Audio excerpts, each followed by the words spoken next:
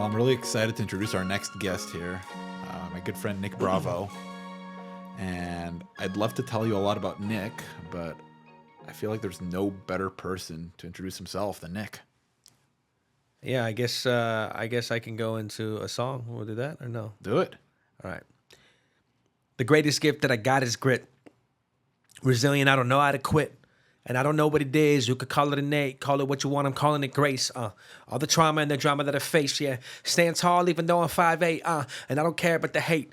I got faith in my God. I don't know if you relate, You miss 100% of the shots you never take, but I'm not afraid to make a mistake, I might fail in your face, but you can never call me a fake. I know I have faith, Nah, I never played safe. I'm just wired different. Yeah, my wire's different. Yeah, my vibe's different. And my drive's different. I've been to the bottom, I survived different. I've been lifted from the pit. They thought I was down and out. They doubted the kid. They doubted myself, but I'm proud of myself. I found a way up, a way out. Now I stand up, I stand out, no doubt. Woo! I've been lifted from the pit. Thought I was down and out. They doubted the kid. They doubted myself, but I'm proud of myself. I found a way up, a way out. Now I stand up, I stand out, no doubt. Every moment of adversity, it's like a year university. You could say I got a PhD in life.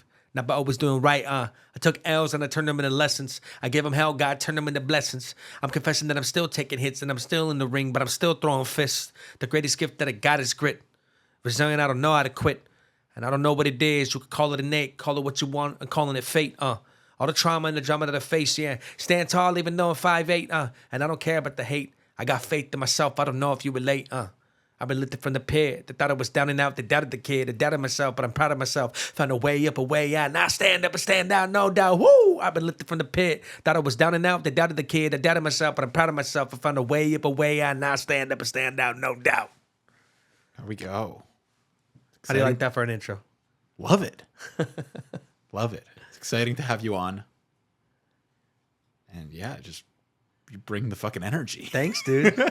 Yeah, so for you who don't know who I am, I do motivational hip hop. You got a sample of it. I'm a TEDx speaker, and I do a lot of other stuff. Amazing. What's it like to be like a TEDx speaker, go and do all that stuff? It's cool. It's like one of those things that you think is bigger than it is, and then you go through the eye of the needle, and then you're part of the club. And you're like, oh, this wasn't so bad. So it was bad. It was hard. People don't realize how hard it is. Everybody thinks it's easier than it is. People are actually intimidated. Some people are intimidated by it, but it's a 16-minute talk within a certain cadence and a certain time frame and a lot of, not restrictions, but a lot of parameters. Most people haven't had to do that when they talk. And so it's challenging. It challenges you in a way that you're not used to. But once I got through it, I was like, oh, this is cake. In the middle of it was a little rough. What inspired you to do that? I know a lot of those TEDx talks are really inspirational. It was actually just a good buddy of mine. I felt like I was supposed to get in the motivational speaking space. I had an old buddy of mine reach out to me and book me for something. It was my first booking. And then I posted on Facebook that I guess I'm starting a motivational speaking company because I got my first booking. And kind of all happened naturally. And I shared that, and then another buddy of mine that worked for a local newspaper is like, hey, you should apply for a TEDx. And I was like, I don't know. What would I talk about? He said, you can talk about your long COVID issues, or you can talk about your motivational stuff you want to. I was like, all right. I went online to look at it, and I was like, this is not going to happen. I got 7 days to apply, and all of the application stuff was like very like, show us an outline of your talk, show us a sample of all your speaking. And I'm like, dude, before that, all I had really done is rapped and spoken word. I'd spoken at some places, but I didn't have anything recorded of me speaking. It's like, I don't even have anything for this freaking outline, and I don't have an outline. I don't even know what I'm going to do. So I came to a moment where I was like, almost got in my head and wasn't going to apply for it because I like to prepare. And I was like, it's not in my control. I only have a few days, and I don't have time to really apply and prepare in 7 days. So I was like, you know what? If I don't go for it, I'm going to guarantee I'm not going to get it. And if I go for it and I get it, it's an act of God because I didn't plan on it. Because 0.006% is some ridiculous low percentage of people who apply for one get one. Wow. So who's the guy that's last minute told about it, not prepared, and doesn't have any speaking, going to get it? That's not going to happen. But I did use my marketing skill set, which is like, here's my background, here are the awards I got, here's what my skill set is, here's what I could talk about. I just threw up on the application. I don't have any outlines. Here's what I could talk about this, I could talk about that. Oh, by the way, here's a music video I did for long COVID of me rapping about how angry I am about long COVID. And they picked me, which is crazy. But come to find out, TEDx had been focusing on music because they want to start integrating musicians and music. So you can actually get a TEDx of just music. You can go up there and do a full song set, which is kind of dope. And since I was doing music, I kind of I was set apart because they're like, ooh, this is kind of what we want. So crazy. Yeah, the whole story is pretty crazy. It's a lot longer than that, but that's basically it in a nutshell. I didn't plan on getting it. I didn't think I was going to get it. It was last minute. I didn't follow the application process, but I still went for it. That's the lesson. I had nothing to lose. Love it. And I almost got in my head about it, but I did it. So later on, the coordinator down the road, 4 or 5 months later, there's another rapper out there that applied. And the guy was pretty big for the local area. He had opened up for Kevin Gates and Tech Nine, and he was well known out there.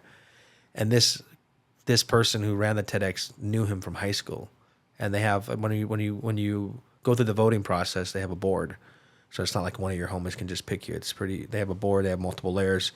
But he told me, this guy who I was cool with afterwards, he said, I didn't pick you. I picked him. He said, God picked you. You were chosen. So he told me, you were chosen because I didn't pick you.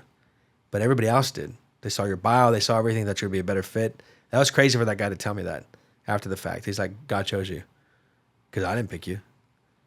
I was like, wow, that's crazy. I've had it happen a few times in my life where people are like on the back end and being like, dude, you shouldn't have got this, but you got it somehow. So I got it. And it gave me some local notoriety. I got to get on local news and local radio stations as they were promoting it.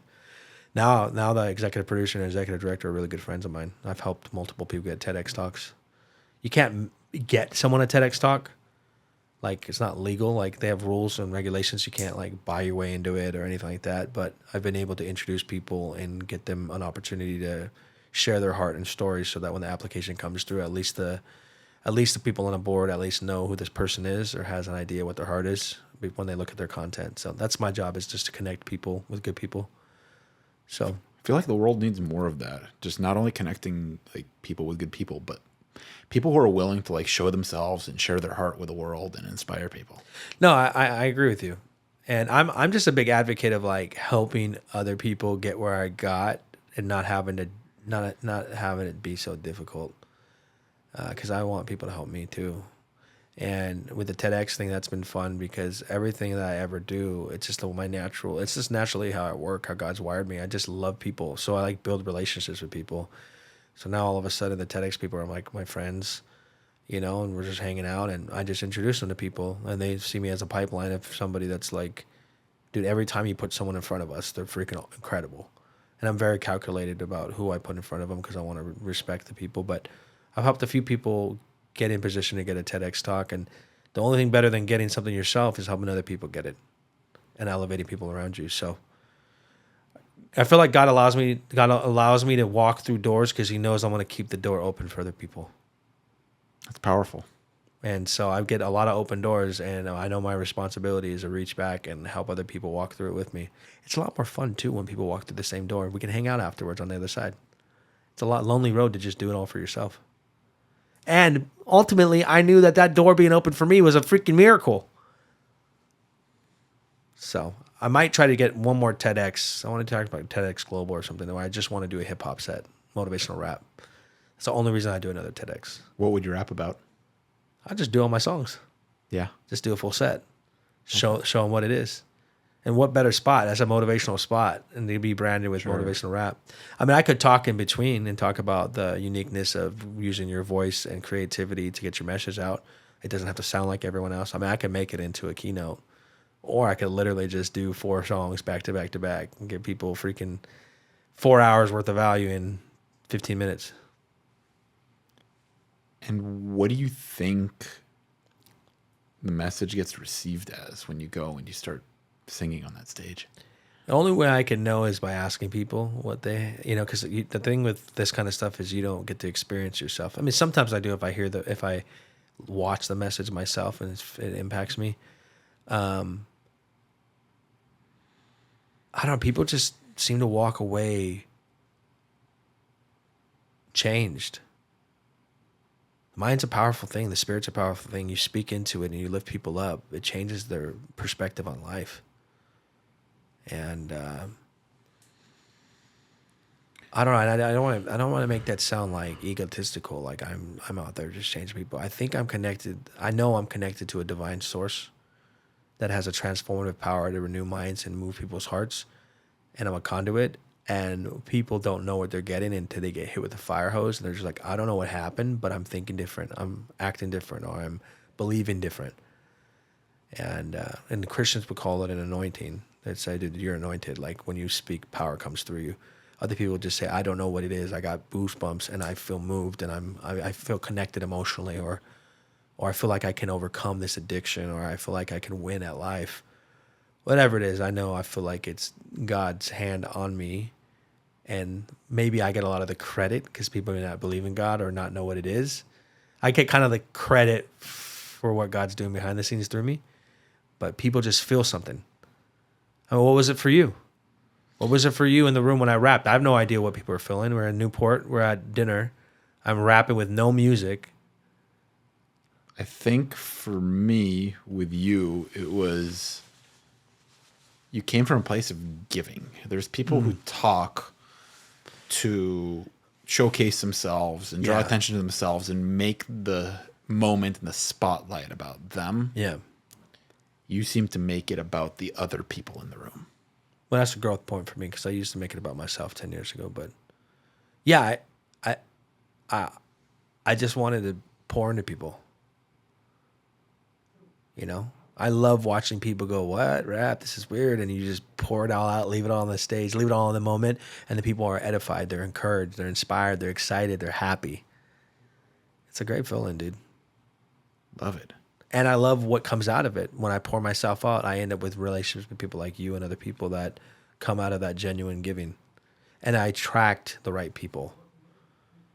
I attract the right people when I'm in a place of giving. When you're taking, you attract takers. Totally. It's like the hustler is always hustling the hustler. Yeah. But when you're around givers, givers are trying to outgive givers. Yes. Oh, yeah.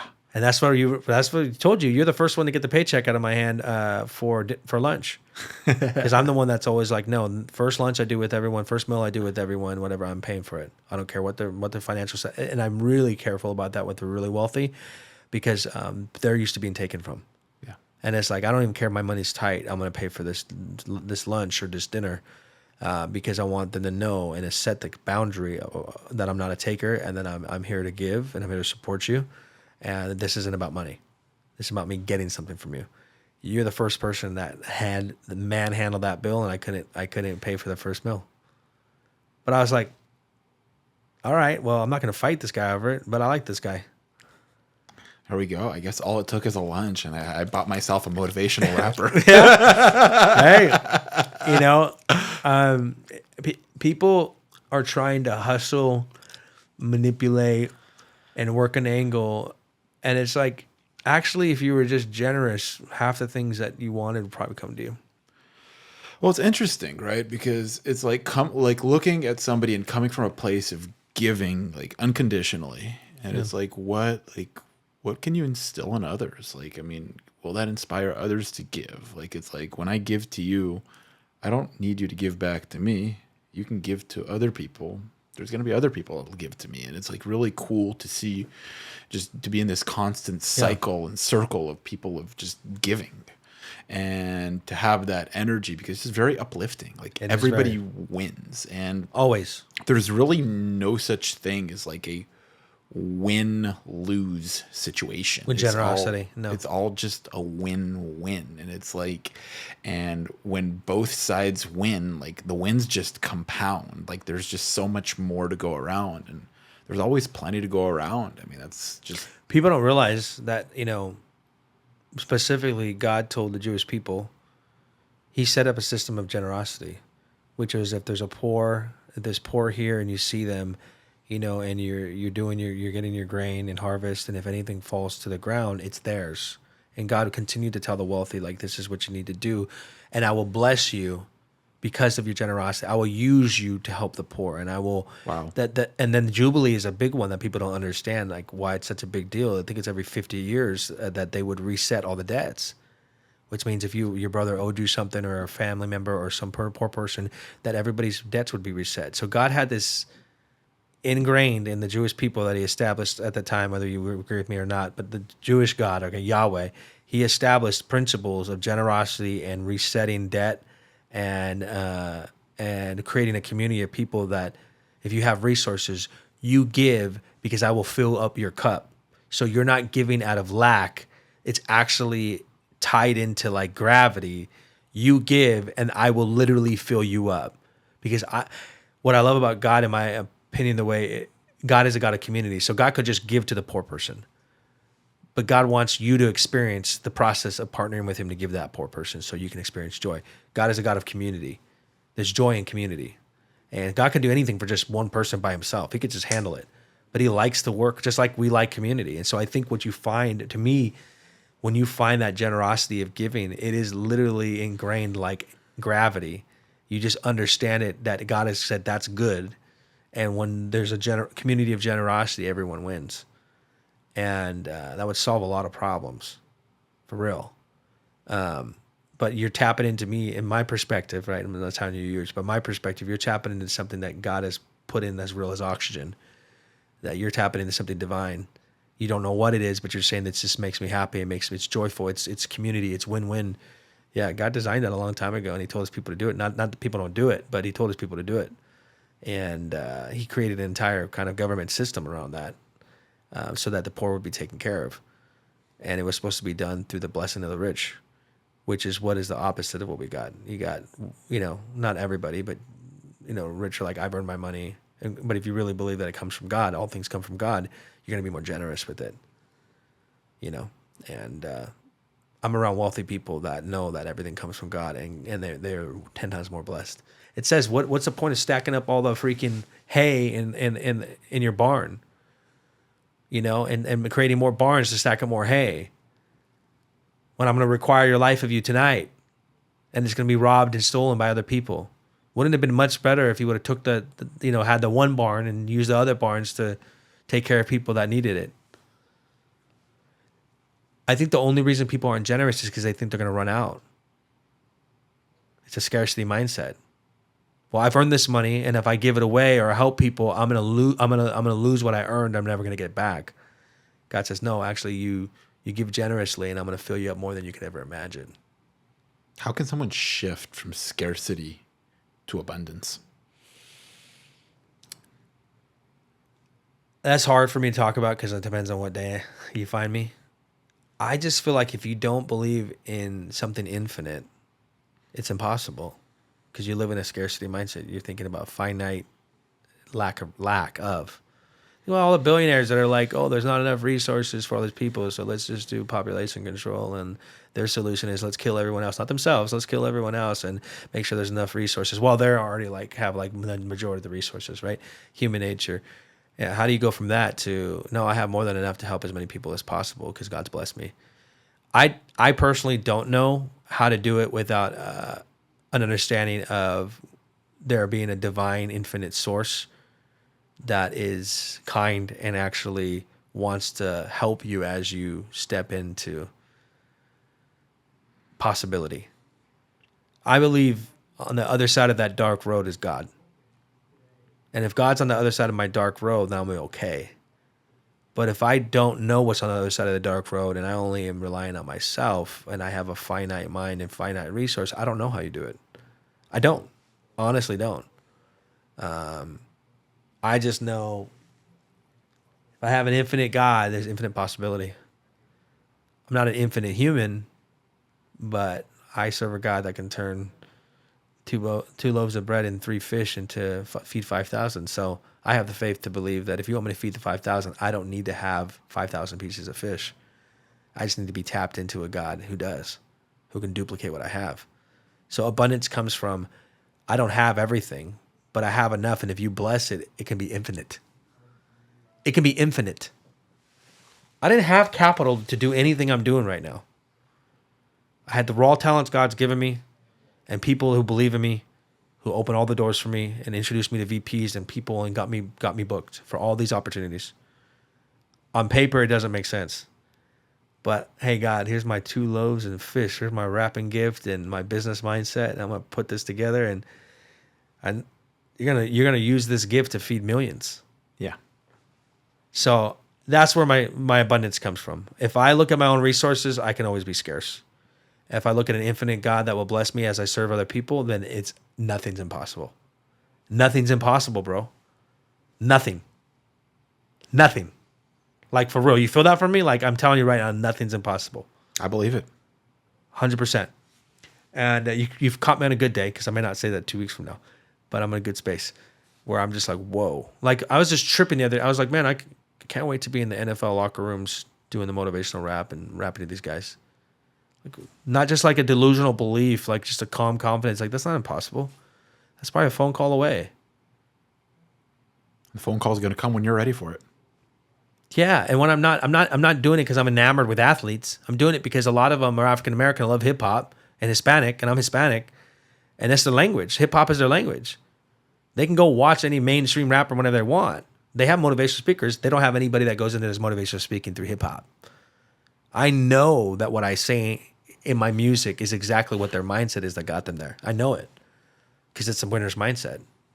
So I know that if I were to bring it in music before they go into a game, it's going to be like, wow, this is like my language in the way I want to receive it, and get me my mindset for my sport.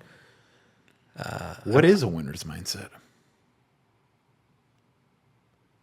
There's a lot that goes into it, but one is taking personal responsibility for your actions, understanding that not everything's your fault, but it's your responsibility.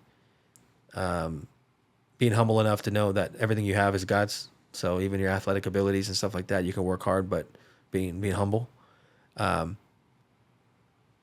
Infinite possibilities if I continue to press, and not being afraid of losing, being more afraid of not trying. I know this all maybe sounds generic, but this is about, winner's mentality is I'm going to do whatever it takes, and I'm going to leave it all on the field. I don't know if I'm going to win a championship, but I can guarantee you I won't if I don't leave it all on the field. So I got to know what I'm capable of. And the only way I'm going to know is by pressing myself to the limit. And that could also be by collaborating with more people and being a team player. Winner's mentality is about what's the end goal. It's not about just me winning. How do other people win? If I'm the only one that wins, did anybody really win? I get it in golf, you could get away with that in some sports, but most sports require a conglomerate of people winning and elevating those around you.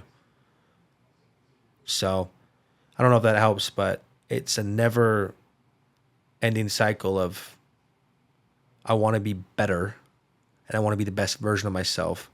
And that never stops until the day I'm in the grave. That's amazing. Where did your winner's mindset come from? I don't know, bro. Sometimes I think it's innate. That's why I'm not judgmental on people that have like victim mentalities. I'm very gracious because I'm like, dude, I don't know. God put this fire in my soul since I was a kid, bro. You know what I mean? Like, I just have I have an intense temperament, bro. I don't know. I'm super competitive, right? I don't know where it came from. I mean,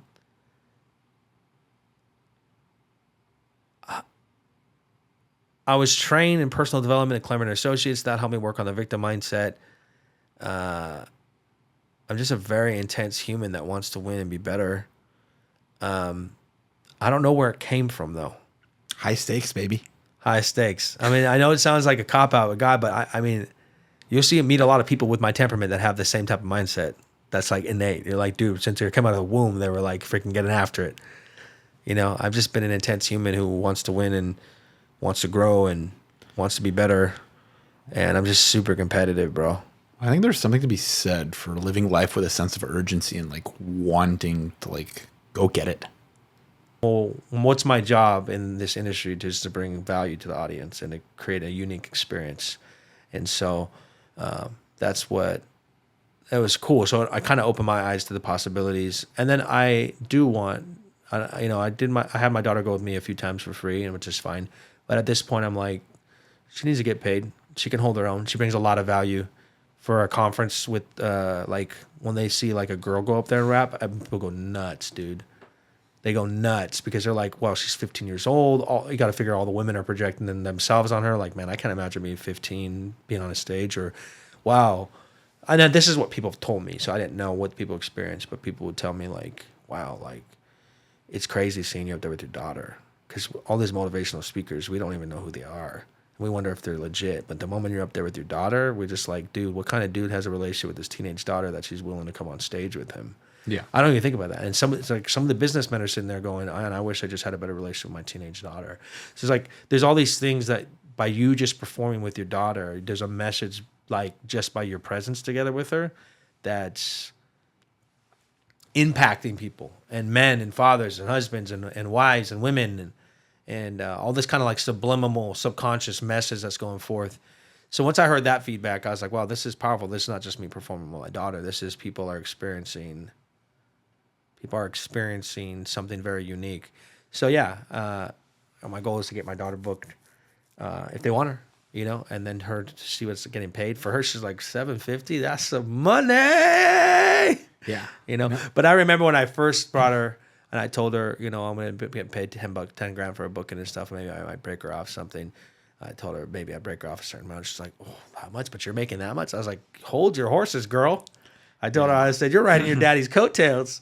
You got to earn your keep, That booking fee took me an X amount of years to get, So, but now that she's not asking for it, and now that she understands the work, now I want to give it to her. I want to give her something. It's amazing what happens when you realize it's like, hey, I've gotten to the point where I've invested in myself, right? And a lot of people don't see that. They don't see how much went into investing in your craft, not only from a financial standpoint, but from like a time standpoint. It's like all the thousands of man hours to actually become good at something and master it. Yeah. And so many people see the person on stage or with a platform and they're like, oh, that could be me, or I want to do that. Yeah. And it's like, great. Take the first step, start investing in yourself, start investing the time, start investing the money, start investing whatever it is. And a lot of people aren't willing to put that investment. They just want the result. Yeah, and I think part of my gift is surrounding myself with people that I know, like, and trust and I care about, that have decent hearts, or the people that have capital in other areas, so they're not needy and taking, right? They want to invest in themselves and a vision bigger than themselves. But yeah, no, I agree with you. People do not understand what happens behind the scenes. They do not know, especially in this industry, because they see me on stages, so they see the highlight reels, like legitimately. They see promo footage. You have no idea what I went through to get there. You have no idea the amount of meetings I had to have and opportunities I had to press on and things I had to work through in my head, and let alone the craft, development of the craft and the creativity and the money I had to put in and the time I had to put in and all of that. And I'm not one of those guys that's like, you have to grind like I grind. Like, I don't want everybody to go through the freaking eye of the storm exactly how I did. I don't. But there's a benefit, right? So if I work with you here and I show you the path, I'm a mentor. And you get a kind of an expedited route if you do what I say. And you could be excellent at what you do. I'll still give you the principles. But on the flip side, if all these dudes are rolling with me and I help expedite the process for them and they understand the fundamentals, who's selling them? I'm going to get the reward on the back end by making it efficient for them as well. Because once they elevate, you know what I mean, and they're working together and we're all loyal, I'm the one closing all the deals. And they're the ones like, yeah, if you can get me a booking fee. And I'm like, yeah, we're going to split it 50-50. Well, why wouldn't I? I'm going to get that 50% because I basically paved the way. And so now I'm still getting compensated for my work ethic, as opposed to having the idea of like, well, no, I'm going to make it really hard on you. I don't need to make it really hard on you. It's hard enough. You're not going to get it overnight. And you're definitely not going to make what I make overnight. And even if you start making some good money, I'm still going to make more because I'm the one spearheading the way. And then if after 3-4 years you get to a certain threshold where you can go do it yourself, go do it. I don't need it. That would be the biggest joy because I'm not afraid of competition. Like, if you're in a motivational spate and you're lifting people's spirits up and you're speaking life to them, that's not competition, bro. I'm not going to be mad that you're at other conferences pouring into the lives of people. Like, what are you talking about? This isn't basketball, right? Like, only one person can win the championship that year. Like, this is like, what's our mission? Our mission is to breathe life into people. Why would I care that you got to a point that you're self-sustainable and can go breathe life into people and pay yourself? Cool. That's awesome. But I know that it's not that easy. It's like all the people who try to build the other UFCs. They all dog Dana White, but they don't understand. It's like I think Khabib tried to build the sport and didn't realize I'm going to pay the guys well. Okay, well you're not profitable and you don't have a brand, so you can all dog the guy at the top, but the guy at the top is the one that's feeding everyone. So you can complain all you want, but you didn't build that brand. And that the only reason you get paid is because of that brand. And if you want to test the market, then go exit that brand and see if you can get compensated more. And if you can, great. It's like all the electric car brands that hate on Tesla. And it's like, if it's not like Elon Musk spearheaded Tesla to the point where it's like, hey, it's okay to have an electric car now. And he made it. You have all because it was lame before. Yeah, and it's like before Tesla came along, it's like nobody wanted an all electric car. No. And then now all of a sudden, it's like you have all these different electric car brands coming up, and you have people that are hating on Elon Musk and rooting for Tesla to fail, and it's just the nature of the beast. I mean, I don't have a lot of hate. I do see it though when I go to conferences and people that are in the professional space that I'm speaking in, and I can tell they used to do hip hop or rap. And either people really respect what I'm doing and they love it, or they have like this envious jealousy I can see in their eyes, which is like you're not that good. Which I don't care, because I'm just like, I just know they're wrestling with, they're thinking, dang, why am I in this business when I could have been up there at this conference performing? Like, why didn't I think of that? Why didn't I come up with that? I've seen it. I've even seen it with vendors. Different people that have different marketing schemes are well known in the industry, whatever industry I'm in, and they're kind of like not the gimmick, but they're kind of like they got the like unique disruptor. And then I come in with music and disrupt, and I can see like there's not like, man, that's sick, that's awesome, I love what you're doing for this industry, I love what energy you're bringing. It's just kind of like whatever. And I'm like, this is weird. I'm literally just motivating people, and I'm rapping. Awesome. And what does it take to find your niche? Oh, man, I don't know.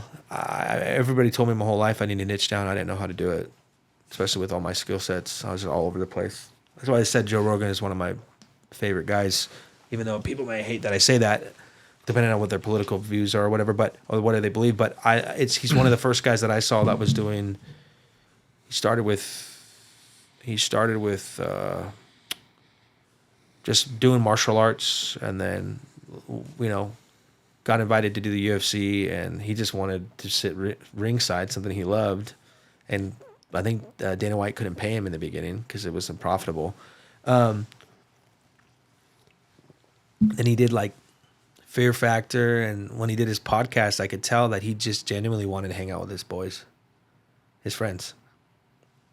And so he got all these things, and he's a comedian. He did comedy. And then people see him at his peak. They're like, dude, he's on Netflix. He's got $200 million for the freaking podcast. He's like the UFC. And it's like the dude was doing what he loved. And at some point he was doing it for free. But he did it because it woke him up and he was passionate about it. So where did Joe niche down? I mean, just invested in himself. I mean, what else? Because you can't say he niched down, can you? Or no? I mean, where did he niche down? I mean, he's like multiple laterals. Well, multiple laterals, but at the beginning, he kind of carved out his own niche and kind of worked towards doing things that weren't very popular. I think one thing can open other doors. I think the UFC launched him in a lot of ways, and then he did comedy, but I think it's easier to get a comedy special when you already are a brand, and Fear Factor. So for sure, he definitely built the brand. I don't know if that was his plan. He doesn't seem like the guy that plans like that. Seems like a guy that just enjoys what he does, and it just seems to work out for him. But I think he's brilliant. I think he enjoys what he does. I think he just really leans into it, and you can tell that the guy is genuine and that he does not only what he enjoys, but what he thinks will move things forward, not only for him, but for people that are following him. Yeah. And I have a great admiration for people who go and do things that move other people forward. Yeah, I agree. He's also a very hard worker. Yeah. So that's one thing I've always had, but I don't think I've been doing music for 20 years. When I was young, in my early 20s, I just used to preach about God in the juvenile hall. So I used to rap and preach about God. This is before Christian rap is big. You know, Christian rap is a big thing now with Lecrae and like everybody like, but it wasn't that big back then, and people getting Grammys and stuff. It's like a thing now. But when I was coming up, we just used to rap in the juvenile halls, and I used to rap at churches and stuff. And I wasn't very good. I mean, it's hard because you always criticize yourself. Actually, my stuff was decent. You know, I could still hold my own because rappers suck now. A lot of them are just so bad, and the standard's so low. So I wasn't bad in my 20s. I just wasn't as good as I thought I was. I felt myself a little bit. I wasn't that good compared to other rappers. But I kept listening to music that my wife would listen to. She's a big Justin Bieber fan. I finally, after having 3 girls, I finally became a Justin Bieber fan. And then when he went through kind of his spiritual awakening and stuff, and he had some depth in his music, and he seemed like he was growing, I enjoyed his music. But he always have these features of these crappy rappers that were big, but there's terrible rappers. And I don't care what your brand is. If you suck, you suck. What I mean by that is I grew up on Dre and Eminem, and I grew up with a certain level of cadence and skill set and messaging.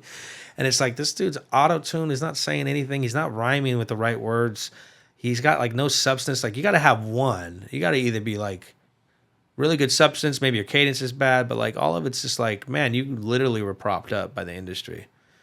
And so I always tell my wife, if this guy can make it, I can make it. It wasn't cocky. It was just like, I know I got a better skill set than this guy. He's obviously got connections, or he's putting a message out that the record labels like, which is fine. But I just had to find my voice, So passionate about God. I've always been passionate about God, but I was pretty intense just preaching, and that was cool. And the whole Christian hip hop scene was weird too, because, right, like I told you about, like, why would I be competitive with somebody that if I help bring up a motivational rap and then they went off and did their own thing, I'd be happy for them, because what are we doing? We're pouring out, right? So what is Christian rap supposed to be? Talking about God, right? It shouldn't be like a lot of competition in my mind, or like, but it almost seemed like the culture became a religious culture that was like the hip hop culture, in the sense that like there's still a lot of ego, still a lot of competition, people still being pretty arrogant. I remember there was this magazine place that I shared with them some of my music when I wrote some really vulnerable stuff about me going through a separation with my wife, and it was really powerful stuff. I knew it was good because it was real. And they were listening to it, right, and giving feedback. And one of the guys was mocking it because he's like, you sound whiny in it. And it's like, first of all, you're a Christian rap magazine. I literally poured my heart out about my wife and my redemptive process, and you guys are so disconnected from reality that you can't even like stop for a second, see me as a brother in Christ, or like a human that's like, man, that's tough, bro. Hey, why don't you work on this and this for your message? But you guys just mocked it. Like, what is this?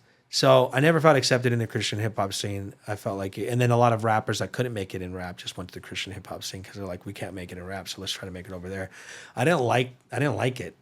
And it was also got to a point where like they only like certain rappers, just like the industry is now. And I never felt accepted, and I didn't like it. And that's the temptation when you're in your early 20s, to want to sound like other people that are making it, want to adapt to their voice. I finally found my voice. I really liked NF, because all of a sudden NF starts doing really emotional songs that are real raw, and even people are making fun of him, and then he blows up because Capitol signs him, and he's really good. And all of a sudden, he's no longer. All of a sudden, what I was doing with some emo stuff, not even emo, just like emotional, deep stuff, was now socially acceptable because NF took off. But I also liked NF because he did cinematic scores, and I really liked that vibe. I was like, this is sick. These cinematic scores are dope. And so it was just an evolution of all of it, where I don't know what happened. I was running a company, and I just started pouring out. Music's always like an expression of my soul. So as a really passionate Christian, I wrote about God. When I was really going through hard stuff with my wife, or I was really depressed about certain areas of my life, I wrote about that. So I'll have really emotional songs that are real raw. I never fit into like writing for one genre one way. I was always an expression of who I am. Well, I'm an entrepreneur. So I just started writing from the mindset. I don't know why or how it happened, but I started writing from that place. And it just was the right place at the right time. I was coaching a client from New York. He was going to be at a conference. He wanted me to coach his CEO. I helped him hire his first CEO. And then he wanted me to go to a conference. And I had already shown him a sample of my first motivational rap song because I was like, what is this? I wanted people to like it. He beta tested it at a big mastermind with people who didn't know me, people that weren't into rap, and they all loved it. So I was like, oh, that's interesting. Looks like maybe some of my preconceived notions on whether people would accept this form of music in the business realm. They appreciate the message. So then when he wanted to have me do a summit with him and his team, he's like, I want to integrate you with my team and for us to have a summit. But he's like, I'm actually going to be at this conference. I spent like 30 grand to be on this stage. Since my team's already going to be out there, I already spent everything. Why don't I just pay for you to come out and coach me on my talk and meet with my team? So then it was just really natural. It was honestly organic, bro. I didn't know I found my niche. Does that make sense? I just said, well, if I'm going to be out there, why don't you use me up? Why don't I perform that song before you talk? Why don't I open up for you? And he's like, that'd be cool. And I always say this joke because he's kind of a nerd because he's an analytical guy who has a software. But he's changed his brand. He's a pretty cool dude. But it was a pretty big flex for him to have a rapper come out. And What was the song you guys performed? I opened up the song called Level Up. Okay, and where did that song come from? That song specifically came from because I moved to California after living in Montana for 7.5 years. I'm from California, but I moved back to California and I was making good money and I found myself getting really like comfortable.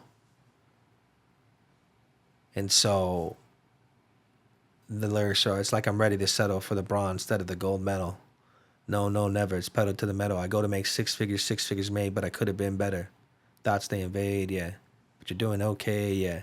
Yeah, I'm doing okay, but okay is mediocre, and I'm not okay with that. I need to be better. I want to be the best. I cannot settle. I will not rest. I see the devil. I see the truth, and I'm leveling up. Yeah, leveling on levels. It was just writing from a perspective of I can't get comfortable, and I'm scared that I'm getting comfortable. Because it's not about what you make.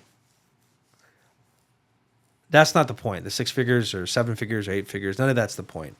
But the point is, if I'm getting comfortable and I'm not giving my all, and there's a place for peace, there's a place for rest, there's a place for contentment. So don't get me wrong, but there's like a comfortable that like I'm just gonna chill now. I think I've done well enough. I saw something the other day that there's no such thing as unmet potential. Potential is unlimited. The only thing that's unmet is your expressed authenticity. So the only thing we're missing is what we could have possibly expressed. Yeah, and that's where I say, and some of that's manifested in a number where, hey, if I bring this much creative value into a space, I will be compensated X amount. So even though I don't use money as the only marker, I do say like, hey, if I'm making 150,000, I can be making 1.5 million because I create this film or I speak on stages. It's not about the money, but the money can be a marker of like, people are sitting there going, well, I want to get to 150, 150,000. And maybe depending on your skill set and expression of your skills, maybe that's a great number for you. And maybe that is fine for your skill set. I don't know. But for me, if I'm a $1.5 million man or $150 million man and I'm settling for 150,000 because that's a good number that most people settle for, it's like, this is why you don't do self-comparison. This is why you don't compare yourself to other people.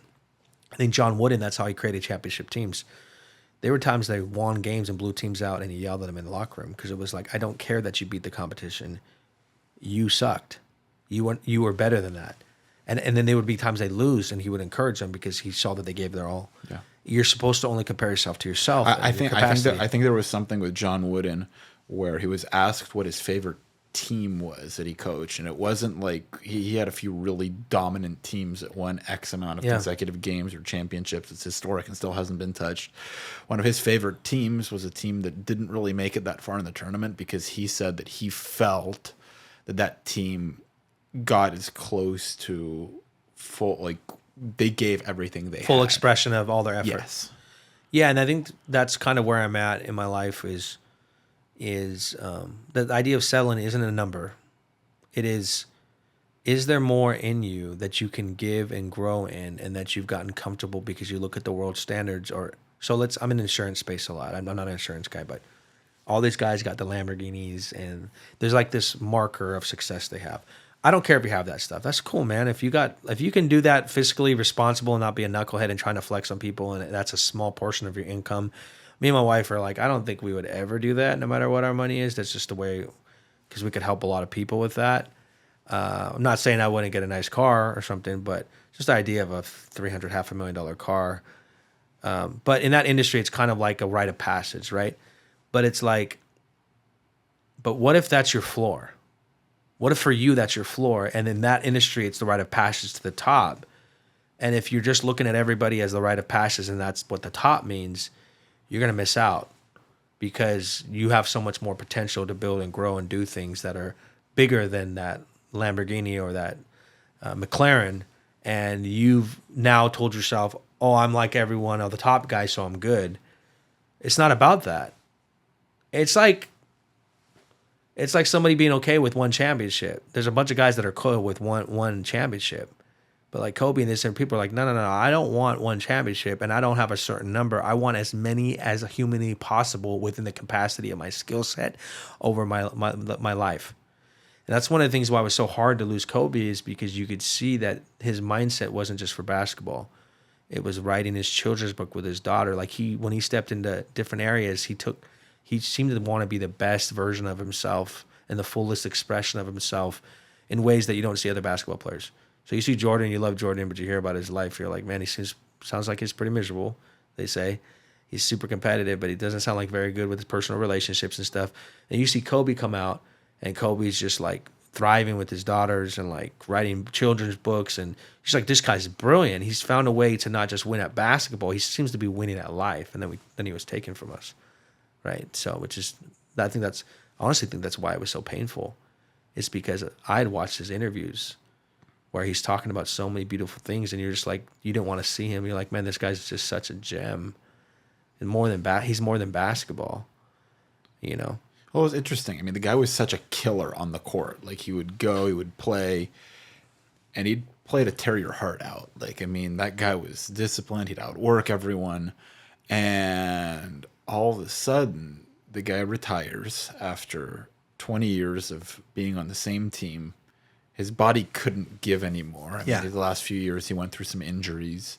And he's just like, wow, like, I'm done. But the guy showed up every night, put on a show for the fans, outworked everyone, and then he retires. And it's like, all of a sudden, the guy just became like so ingrained his identity as a girl dad. And it's like, all of a sudden there's like a soft side to Kobe Bryant.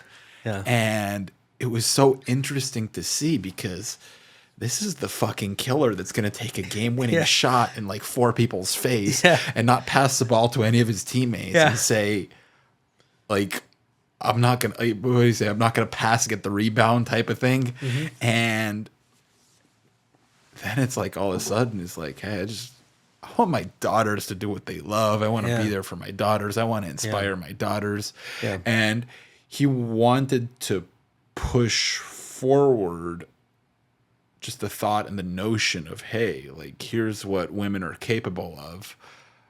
I'm going to instill my work ethic into my daughters. They're going to do whatever they want to do in life. So I think his oldest daughter was into volleyball. His daughters would have changed the WNBA. It's like, I mean, the level of skill set his daughter would have came in with, because there's not a lot of development for the girls coming in WNBA, but like his daughter would have been freaking unstoppable. Yeah. No, and it's just, it was cool to see. And it's cool to see who a person develops into after they've spent their time doing what they're best at. So you get a guy who's played basketball for 20 seasons. He put the first however many years of his life into that, even before he became a professional. It was his craft, it was his love, it was his passion. But then afterwards, his skill set no longer applies to the rest of his life. Him being a professional basketball player, that skill set's not going to get him anywhere when he's not playing in the NBA. Yeah. But you can take all the lessons and all the principles and the mindset that you have and apply that to everything else you do in life, all of a sudden the guy's winning an Oscar. The guy's an awesome Yeah. father. He's Yeah. coaching his daughters at basketball. Yeah. The guy's inspiring people. He's writing books. He started a podcast. Like, he did all this stuff to inspire people. And then it's like one day it's like he's no longer with us. Yeah, I know. That's why I think it was so heartbreaking. It was interesting. I was looking through, I've been really interested in like people's vibrational frequencies recently. And I was looking through, it's like, what is a guy like Kobe Bryant's vibrational frequency, right? And you're saying, hey, he found joy, he found peace. And it's like, it seemed like as he grew like in age and as a player, it's like the guy's vibrational frequency as a person increased. It's like, so on Hawkins' scale of vibrational frequency, it's like when you vibrate above 200, you're vibrating at courage. And then you get to about, I think it's like 310 is willingness and 350 is acceptance. It's like 400 is reason, 500 is love, 540 is joy, 600 is peace, 700 is enlightenment. Not many people get to that. That's like Jesus, Buddha, Krishna. Like very few people reach the stage of enlightenment. But you look at a guy like Kobe Bryant. It's like throughout his career, it's like, hey, I've got to be good at basketball. I've got to be good at basketball. I need to work on this, and I need to go win a championship. Oh, things aren't working out here. We got to get rid of Shaq. It's like, then you had, obviously, he had some public issues with his wife, right? That he kind of was able to work through He was and really reconcile. young, wasn't he? Yeah, but I mean, he worked through it and seemed like Honestly, it's kind of reconciled good it. that happened ahead of time because And- his athletes, so you can get it nipped in the bud. Because he had women throwing themselves at him. And he had it seemed like that kind of was a moment of darkness that kind of set him to go the right way. And it seemed like as he continued to go on in his life, the guy really just seemed to realize, like, hey, as I continue to raise my vibrational frequency, I continue to elevate the people around me, including and especially my family, my wife, my kids. And it's like, I mean, and like, what a story with Kobe. It's like he just had, I mean, he had a daughter, and then he had another daughter, and then he had another daughter, and then he had another daughter. And it's like, and it's just kind of cool. And it's like, sometimes it's like a guy like Kobe is such a go-getter. It's like the guy's purpose was like, hey, we need to send this guy all this feminine energy to calm him the fuck down. It's funny you say and that because make I got him- 3 daughters. Yeah, and make him like, and bring him like kind of like to a certain level of, hey, let's raise this guy's vibrational frequency because he's such a powerful vessel that can go and inspire all these people. Yeah.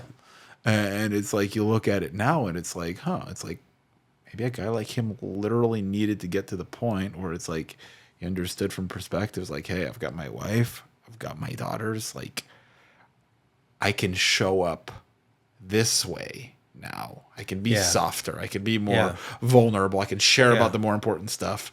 And this is what's going to move things forward now. Yeah, and I think I'm on that journey right now because it's always been difficult for me because I have a very strong masculine, dominant energy, motivator. I don't know if it's masculine energy, I don't know what you want to call it, but it's intense testosterone. And I'm surrounded with women who I love, who have a hard time knowing how to love because I'm like a blunt hammer, dude.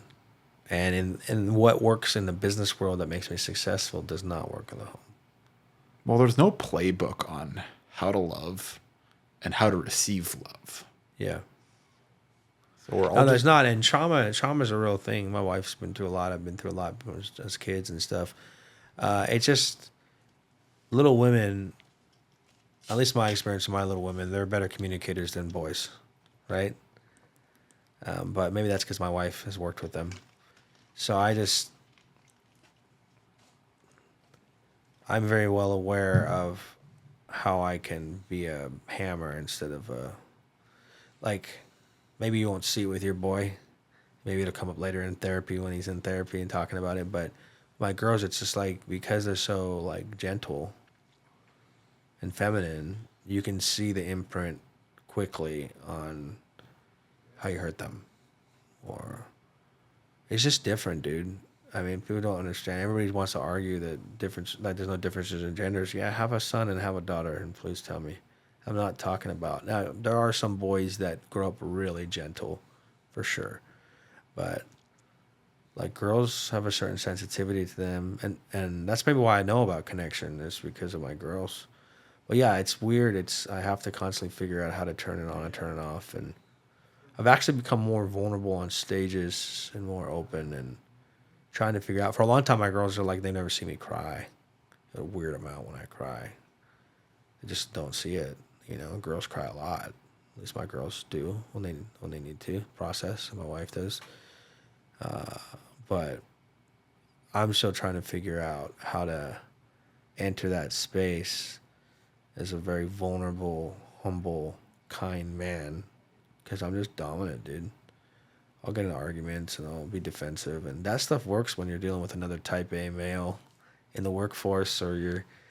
It's different, dude. It's just different. You can make jabs at guys and you can say stuff and it's like a man code where you make a jab and if the guy can take it, like, we're good. You do that to a girl, bro, you could really break them. They already have the thoughts in their head about their insecurities and they're already being judged by other girls or other women. And you come say something that would be totally okay to say to a guy and you say it to a girl, she's going to think about that for a long time or it's going to feed the insecurity that she already doesn't think she's enough. I don't think I ever walk away from a conversation with a guy making a joke about me unless it's unless it's a real pointed aim, but making a zinger at me and me going like, I don't know who I am as a man because my homie told me that. This just doesn't, does that make sense? It's not the same. I think the male ego is bigger. Always said that. It's not always good.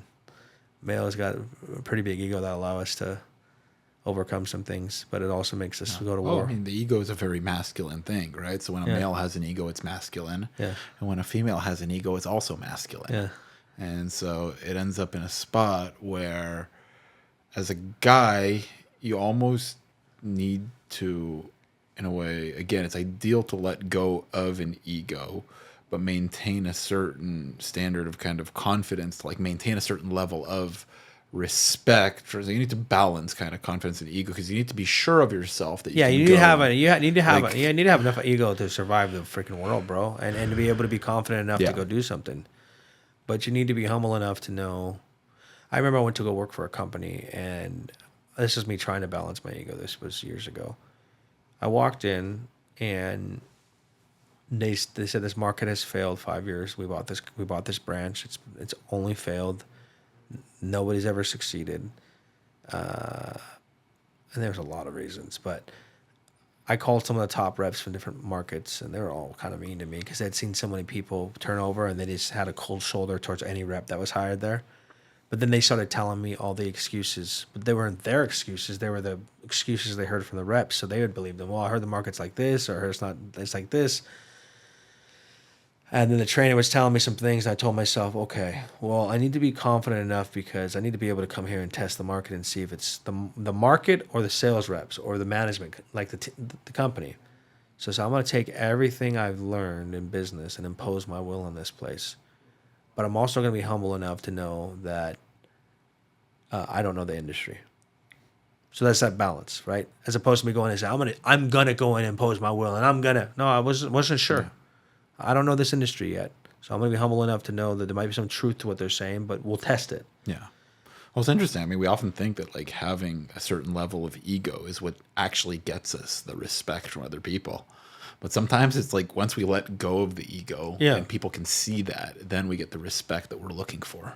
Well, it was interesting because I did impose my will and I grew the market by 278% and we killed it. But when I was with the trainer, we'd clash and I told him, here's the deal, bro. I'm never going to do 100% of what you tell me to do. And he's like, I said, I'll do 50%. Because I'm betting on myself. I can't do what's not in my gut. I've been in sales and business my whole life. I'm not going to. So the old me would have only done 10% of what you told me to. So I've grown. So I'll do 50% of what you told me to do and implement. The rest I'm going to go with my gut because my neck's on the line, my job's on the line, and you guys expect me to produce. And if I'm doing your way that I don't believe in, it's not that I don't believe in you. You have a standard in the way you roll because of your personality type. You don't even realize you have a personality type. You don't even realize you're training me in a one-dimensional way to what your strengths are. But if I were to apply your skills to my weaknesses and strengths, I would fail. So I got to go with what I know because of my background. And we've had that agreement because we both had pretty big egos. But it was like, dude, I'm not going to do what you told me to do because I'm going to fail. Not because it doesn't work, but it works for you. It doesn't work for me. And so that's like a kind of a little bit of a balanced ego, because it was like, I'm willing to listen to you to an extent, but I also know the goal here. I'm required to win. So I'm going to do whatever I can to win. And I'll take whatever information I can from you that will help me, because I understand I don't know the industry, but I will learn the industry and I will win. And I did a bunch of unorthodox stuff outside of them that they thought was possible because of my background in business and sales that had nothing to do with the industry, and I won. So, yeah, ego's necessary. You have to have enough of it to be able to persevere through people's doubts and your own doubts. It's an interesting perspective. I think you need some of it, but I think anything in excess is a problem. You have too much potassium, it's a problem, and bananas. Can you have trust in your... Can you let go of an ego, but have trust in your ability? Like a calm confidence.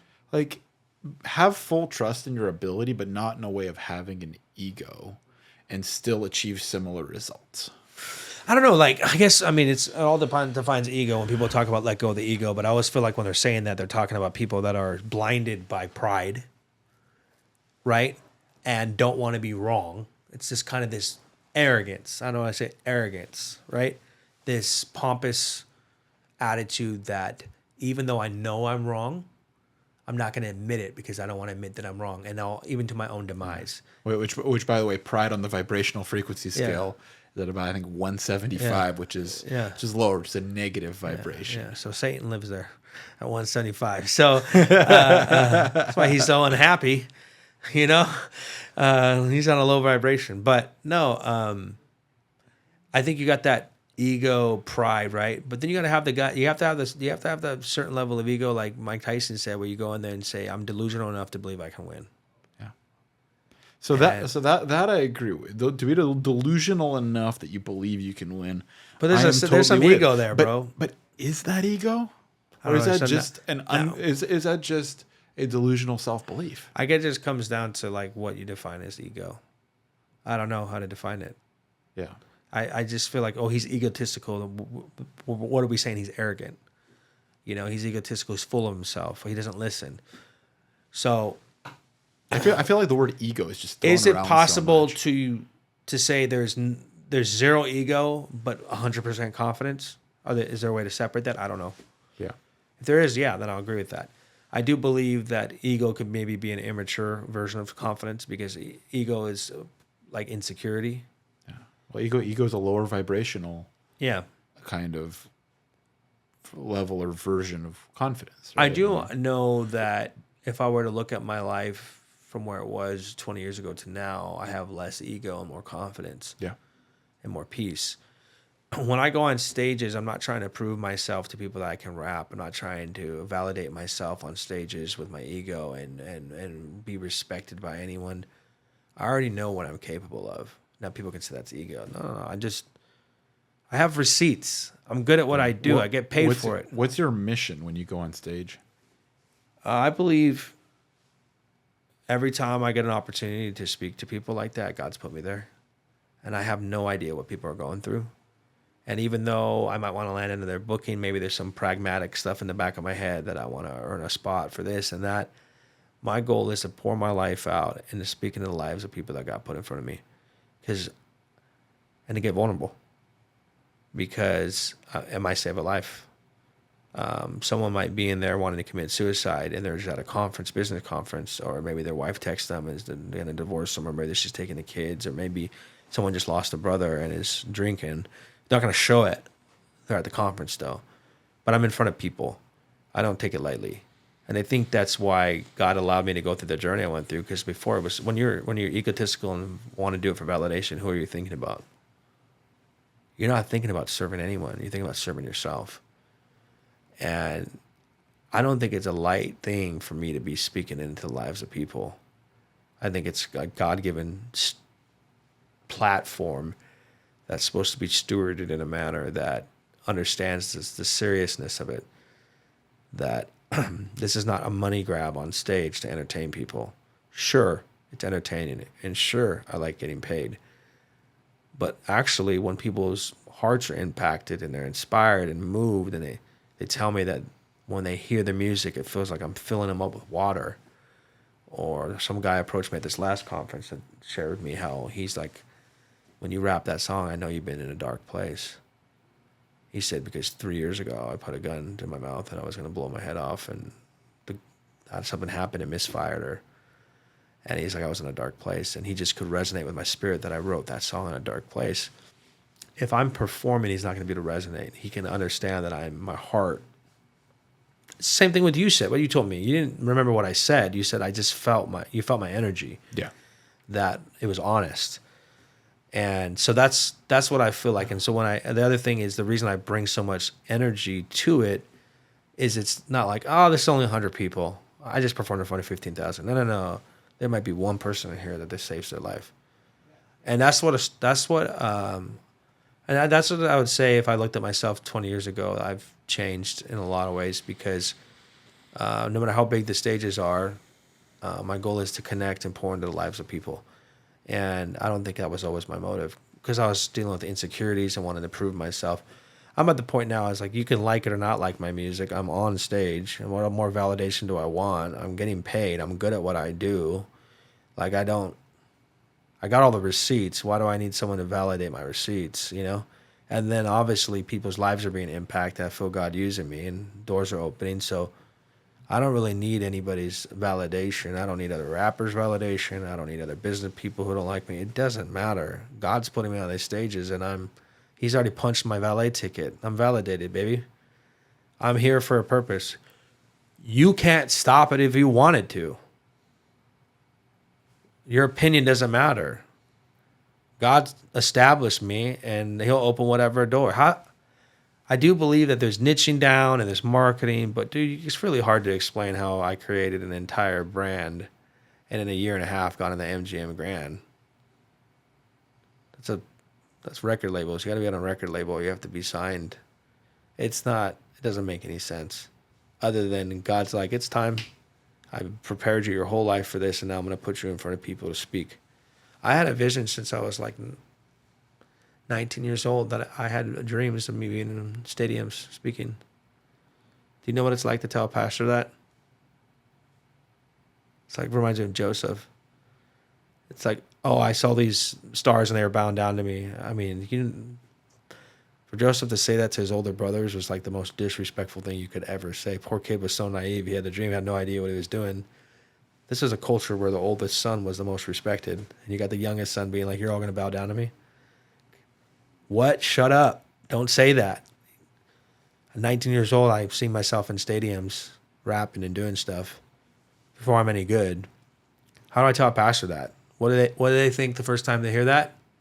This kid's got a big freaking ego. They don't know how to handle it, because you're not supposed to be vain and ambitious. But unless, of course, God was revealing something to me at a young age, that a purpose He had for my life, and He was going to fulfill it. All of a sudden, now I'm at the MGM, and this is pretty familiar.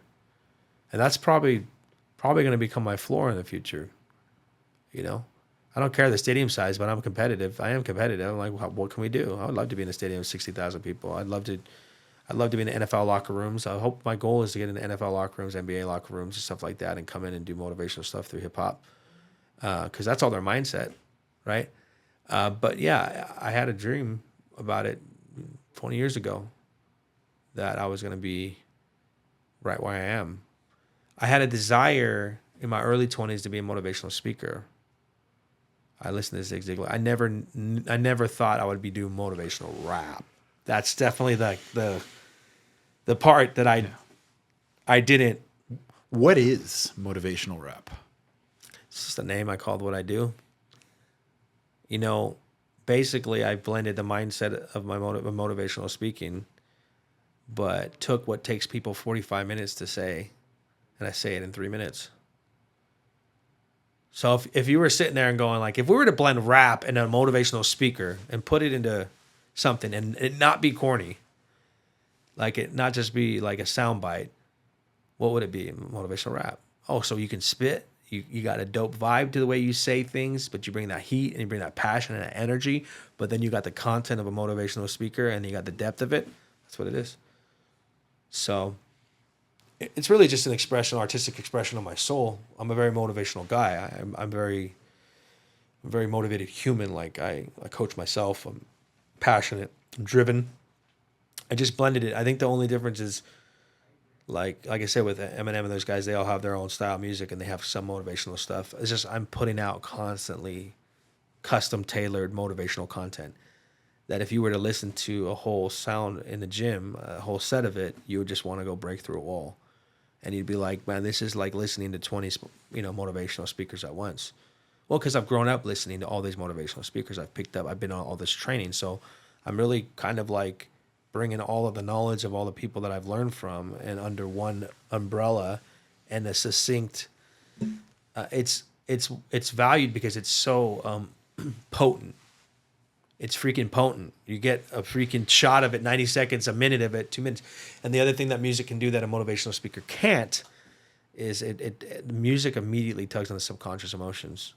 The track can start before I say anything and people are already dropped into an emotional state to receive. A motivational speaker might have to be 10 minutes in, tell a story before he can get you into that space where you're ready to receive. So music has the ability not only to hit the mind, but hit the subconscious and get to the soul.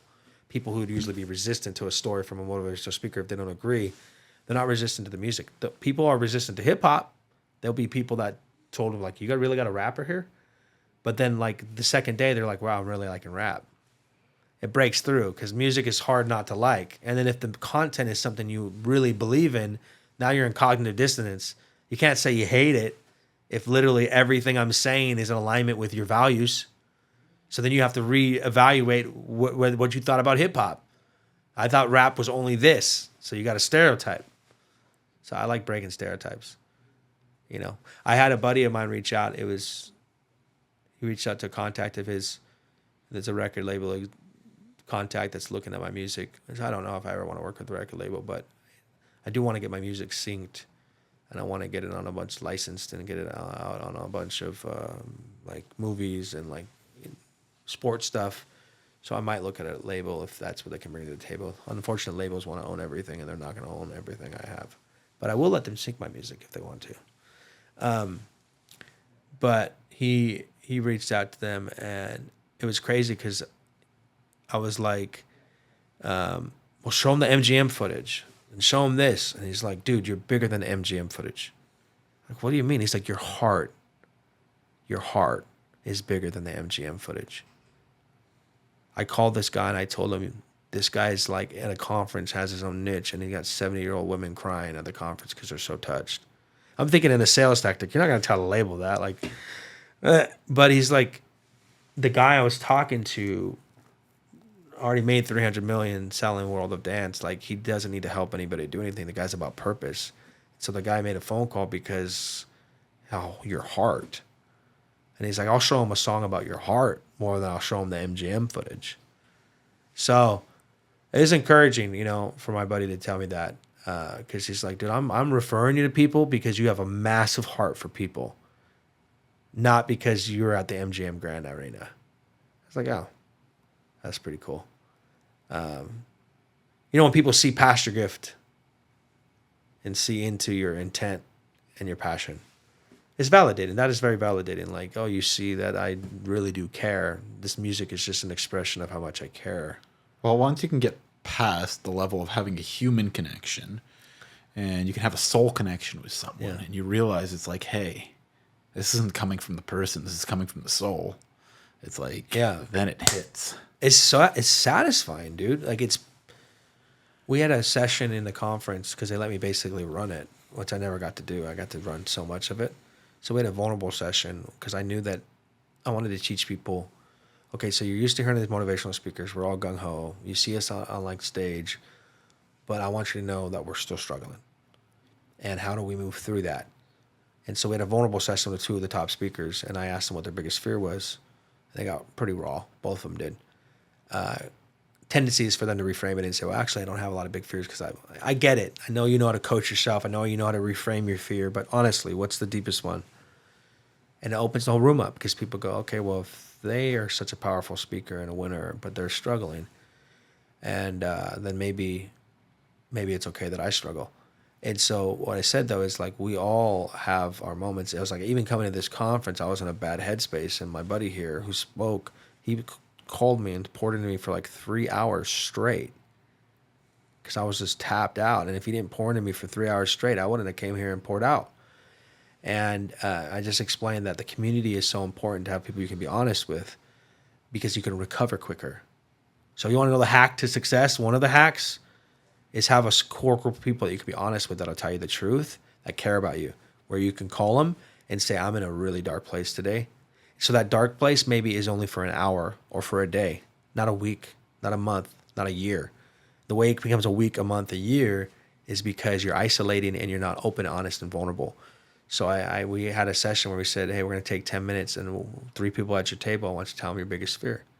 And then at the end of it, after you guys talk, I want you guys to get a set of cell phones and put each other in a group text. Just, you're having a hard day. Hey, dude, I'm getting into it with my wife, or I'm having a hard time with my kids, or I'm really stressed about my health, or just something that you can offload into a safe space, and they're not going to judge you, and they can support you, and you can get back on the horse quicker. Coaching can help with that. Obviously, coaching helps with that. But sometimes it's just having a good community of people that that don't just love you because of your performance and your projection of success, that know that you can share the dark stuff with. And what was interesting being on stage is you wouldn't know that's what people were talking about if I just filmed it. I was literally watching people with smiles on their face, with joy, laughter. I was like, oh, people are connecting. Something about being honest with people allows you to feel connection because you're not hiding. And I was like, wow, there's so much connection in this room. This is powerful. And to this day, when people left that conference, I've been at a lot of insurance conferences, just a small conference. People said that's probably one of the most impactful, life-changing experiences they ever had at that conference.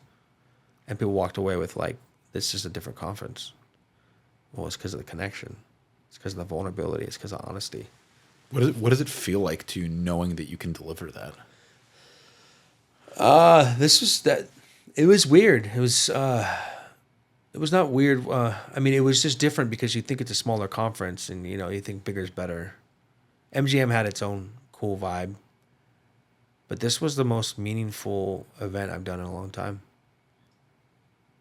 I felt like so connected to everyone in the room, and I felt like, I can't explain it, like I had friendships and like we bonded. And when you're performing at events, there can be a lot of disconnect, the bigger the crowd, because you can't talk to the people. And then if you get out, it's like fanfare. Everybody's like, oh, I loved it, but you get bombarded, And I was like, for the first time I understood, like, and this sounds ridiculous because I'm not that famous at all, but I did understand for a second the disconnect between humans when someone's a fan. The reason some of these people, actors, people don't like it is because people will just take from you. Like, I want to look at somebody and say, how's your day going? Oh, you like the song? What did it mean for you? And blah, blah, blah. But when I snap a picture and move on, sometimes it has nothing to do with you. It's usury. They're just like, I had people one time on stage just like snap a picture and walk away. It's like, it had nothing to do with me or our connection. It had everything to do with the fact that he just wanted to post on Instagram that he had a picture with the rapper. And it's like, oh, so no matter how much money you have or what you have, nobody wants to feel used. And the reason people sometimes are irritated is because it's like, I just want to take from you. I want to take from you. I want to take from you. I want to take from you so I can put it on my reel so that I can get my notoriety. I don't really care about you. And it's like, well, you have all the notoriety. You should be satisfied. No. Humans want to connect. They want to connect. And so after I got off stage and spent time with these people, I was connected. I felt like I had a lot of friends. So it was very, very powerful. I'm wondering if that could happen in a bigger crowd. I don't know. My wife talked about that 19,000 person magnet conference. She tried to talk to the guy. One of the guys that spoke afterwards, he was really good. She felt connected, but he was just like, hey, nice to meet you. Goodbye. Maybe it's just the crowd. It's too difficult to do that. But this one was special. This one was special because my friends were there. This one was special because there's so much honesty, dude. I just felt like what I've learned is not magic. It's just if I am willing to show my nakedness, no, not really, but you know what I mean? I'm willing to get vulnerable. It permissions everyone to get vulnerable. So I'm a leader. Leadership isn't just being strong. Leadership is showing your weaknesses. So I just know that if I get honest, I'm going to free the whole room. It starts with me. And I've been given the mic. And that's, I think, the change that God's done in my life in the last 20 years, because before it was a lot of hiding or performance and wanting to show myself a certain way because I don't want to be judged, or I don't want to be unloved, or I didn't want people to see my darkness or the issues I have or not care about me anymore. Now it's like, nah, God loves me. And I know these people, I'm not worried about them loving me and caring about me. I'm worried about me loving them and them getting the support they need so they can thrive. It's beautiful. Does that make sense? And that's why I can be vulnerable. And that's why I can be honest. Because I don't carry your judgment towards me. If I can help 3 people in the room that get free, that's what I was there for. At the end of the day, what matters the most, and has been a big theme for me in my life, is what do you want for someone, rather than what do you want from someone. Yeah. I used to be a taker. There's no joy in it. There's just no joy in it. And people don't realize when you're a taker, you put yourself in a beggar's position. You don't respect yourself. But because I believe I'm connected to an abundant God who has all the resources, I don't need to take, I can give. And I'm tapped into an infinite resource. And that's why when I don't have a lot of money sometimes, I believe everybody has a different belief system on this. This is what I believe in. Just because I've been in some dark places. And I remember this one time I was in Montana, and I could have been in a really bad spot. God humbled me. And this guy was homeless in the cold, sleeping in front of a music studio. And my daughter saw him, and I was like, just let him be. That could have been me. God just gave me a lot of compassion. So anytime that God puts somebody in front of me, and he does. He will literally, I told God, if you put someone in front of me, I'll help them. Doesn't matter what situation I'm in. And it's the people that, my wife grew up with drug addict dad, and like, she gets really triggered by some homeless people that are drug addicts and stuff. I don't tell her to have the same belief, and my wife's got a big heart. But for me, it was just this woman at the gas station. She could be telling me a lie or not. I'm pretty good at reading people. But she's like, I just got kicked out of my house. My boyfriend, I don't know where I want to go, and I got to fill this up. And I don't even care. It's not even like, I don't even know if your story is true or not. God puts you in front of me, I'm going to help you.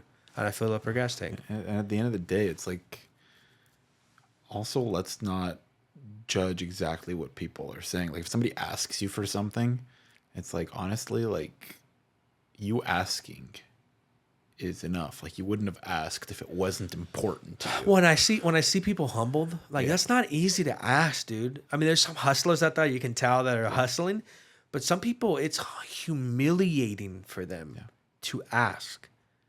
And I can see it in their eyes. They're desperate. Yeah. And it's like, so it's very freeing when God puts them in front of me, or sometimes I'll be sitting there, some woman will walk up to my car, and I'm like, yep, God put her in my life. God blessed me with something. I just handed her money or just got her lunch or whatever. But it's almost like God's like, dude, generosity is like the fuel which I use to bring joy. And we've been lied to that selfishness and taking is what will satisfy us. Totally. And I've done that. And the only time I find joy, like I told you, is like when I'm on stages bringing other people in to help them.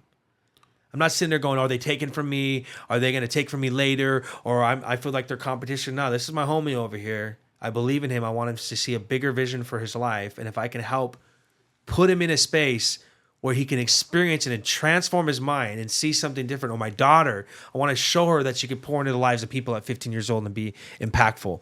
If I could put her in that space and have her use her gifts, I can be a part of that. That's generosity. Yeah. And my reward is like a proud dad, dude. Even my buddy who's older than me, that's like a proud dad. Like, that's my boy up there. Fuck that's yeah. my boy up there, winning, finding joy, pouring into the lives of people, and now he's lit a flame. Now I don't do anything. He's freaking on fire.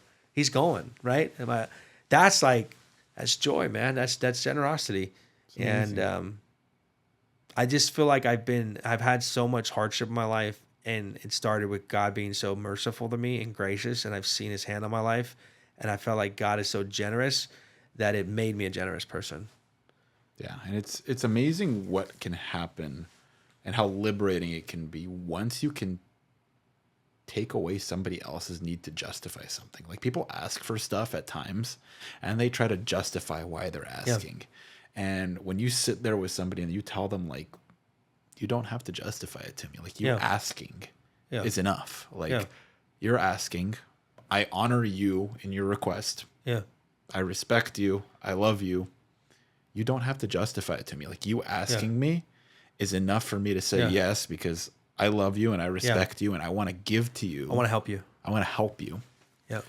You don't have to justify to me as why you're asking. I'm going to do it. I'm going to step up. I'm going to be there for you because you asked. You don't have to tell me why.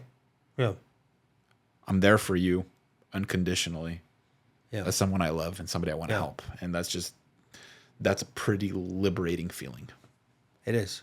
I had a buddy recently because I used to be a taker, right? So I try not to take now. And it, unfortunately, with history like that, it's hard for me to accept things because I used to be a taker, which means that. But he told me one time when he was going to help me with something, he said, "Don't take that from me," like in the way that don't take my generosity from me. That's all I got. Don't rob me of my generosity. It brings me joy to help you. I was like, oh, wow, that's beautiful. Because he saw me kind of being like, oh no, you don't have to help me, or this, there, I don't want to be a taker. Like, no, you're robbing me of my generosity. I this is what makes me tick. This gives me joy and passion. And please don't rob me of the opportunity to help you. It's like, wow, what a perspective. You know what I mean? And I agree with that because I've tried to help people sometimes and they don't want the help, and it's painful because it's like, I'm not shaming you. I want to help you. Because all of us have been in need where we need someone to help us. At some point in our life. We've all been the recipient of generosity from somebody that we're grateful for, that didn't hold it against us, that didn't look down on us, that didn't judge us, that didn't tell us our mistakes and why we ended up in the situation, that were just merciful and kind and good and compassionate and said, I got you. I got you. Don't worry about it. That's the kind of human I want to be. That's amazing. So, and I surrounded myself with good humans like that, good mentors, good people that, I got some wealthy people around me that love God and care deeply and are incredibly generous. That's who I want to be around. I don't care if you have a lot of money if you're not generous. It actually is one of the ugliest things in the world to me. When you're stingy and you don't take care of your people and you're cutthroat. I don't care about your nice cars. I don't care about your money. You look like an incredibly selfish human who's full of themselves. And you have such a capacity, if you flipped it on its head, to help so many people and find so much joy in your life with the resources you've been given. But you've convinced yourself that you've earned all that by yourself and you've worked all that by yourself and it's all yours. You don't realize that the breath you have to make anything is from God, and that He can require your life of you tonight. You're proud. You're arrogant. Even the fact that you have both arms to do something. You were born with both arms. There's no gratitude. If there was gratitude, you would be more gracious and understand that those resources, once they're past a certain threshold and you have everything you need, that there's people around you that you could bless, and that you would find joy, that you would actually find joy in serving other people. And that the pursuit of that wealth with vanity is only leading to more depression and thoughts of suicide and darkness because you have no purpose. You've already exceeded the max load you needed financially. You don't need more things. And everybody's told you, well, you've earned it, so just spend it on yourself. That's totally fine. Spend stuff on yourself, but there's other people around you that I think deep down in your soul, you know you could help, but you built a belief system that, well, they shouldn't be helped. Well, it's also like, are you looking for things internally or are you looking for things externally? It's like, I know a big theme in my life has been, when I was younger, I was looking for things externally. It's like, hey, can I get this to work so I could fill some kind of a void? Yeah. And once you get the things that you feel might fill that void, and you realize the void isn't filled, Super then you depressing. realize whatever the void is internal. And then how do you go and you do the internal work? And it feels like a lot of people look at themselves in the mirror and they're like, it's not time. It's not time for me to do the internal work. And taking that first step to defeat the fear of doing the internal work, I think is one of the hardest things any human will ever do in their lives. And to go down that path of doing that self work, that internal work, to become whole with yourself as a person is one of the most powerful gifts you can give to anyone, is just a person that is at peace with their like internal selves, that is ready to share themselves with the world and ready to shine their light on everybody else. No, I agree with you 100% on that. I think we live in a place of distraction. And in order to be able to do the inner work, you have to acknowledge that maybe there's some darkness there, or some trauma, or there's some problems, or that there's some things you need to fix. And that requires a heavy level of humility and also courage. I know some people that are really good people, like kind humans, that don't want to do it because they're scared. They don't want to remember. They don't want to deal with stuff. So it's not always just pride. Sometimes it's just fear of the unknown. I don't want to dig into that. I've set up my coping mechanisms so I don't have to remember that, so I don't have to think about that, so I don't have to look at myself. It takes a lot of courage to look in the mirror. And for me, it's been a faith. This is just me, like I said, but God, there's some things I don't know how to fix and I can't see. Help me with what I can't see. My belief in God is that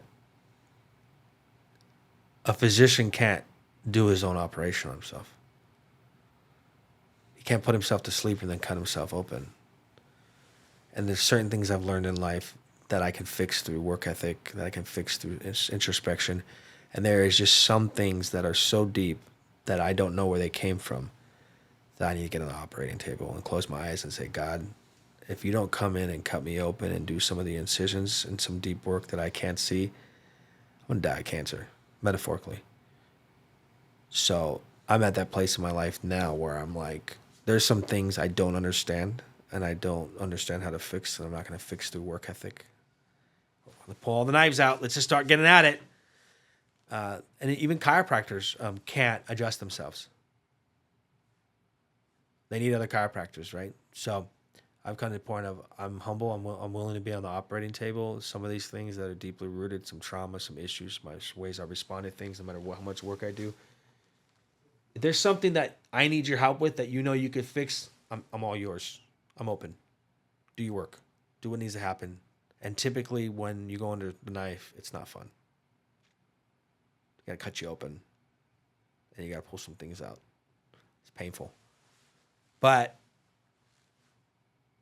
it's a journey for people. And there's a lot of things people can fix that they're not willing to. And then there's some things that, for me, it's like I have to surrender to God and go, I know you want the best for me. And I know if a physician's trying to work on somebody and you're grabbing their knives and slapping them and hitting them, they can't work. So God ain't going to come in if I don't want it. He ain't going to come in if I'm not willing. Like, nope. All right. I'm willing. There's some things here. I'm almost 40 years old. There's some things, and I'm a personal development guy. You know, there's some things here that I can't figure out. So would you please help me? It takes a lot of humility. Everybody's an atheist until they're until they're not. All my buddies are atheists, man. The moment they're on the deathbed or something, I've seen it like clockwork. So there's a certain humility that's like, listen, it's a humbling. I don't know how to fix this. I need some help. God, if you're there, if you really exist, show me I need some help. And here's your opportunity to show me. Because if you can fix the unfixable, something I'm working on my whole life, and you can heal the unhealable, now I know you exist. And I think God likes the challenge that people are going, I don't know if you exist, but I'm willing to acknowledge that maybe you're there. And if you are there, here's an opportunity to come help out. And trust me, That's willingness. I'm super loyal, and I got your back if you can fix this, because then I know you're real. Whatever. I think God's that. But for me, I've just known God's existed, and I don't know. You can say it's a God-given faith. I don't know what you want to say, but it's got me through my whole life, and I'm just like at a point where I'm like, all right, there's a couple core things here. If you could help me out a little bit. I mean, I believe you formed me in my mother's womb. I believe you know my internal, mental, emotional, spiritual. I know you see everything, and you're the great physician. So I'm willing to come on the operating table and have you cut me open and take some of these things out so that I can be different. So I'm still in that process. I'll let you know how the operation goes. There we go. I'll let you know how the surgery goes. That is so exciting, Nick. That is so exciting. I know you created this podcast not as a business venture to make money, but in a way to hear people's stories and to draw something out of people. And I know that you said you created it because you had to work through the process in your mind, because your mind always thinks about business, right? And you're like, this is not a money thing. This is something that's going to fulfill me in helping other people tell their story. So my question to you, because I know you're telling me that a few months ago, how's it going? How's it going with your interviews? How's the whole process with this? What's the process? You put in a lot of work in, dude. It's a really interesting perspective.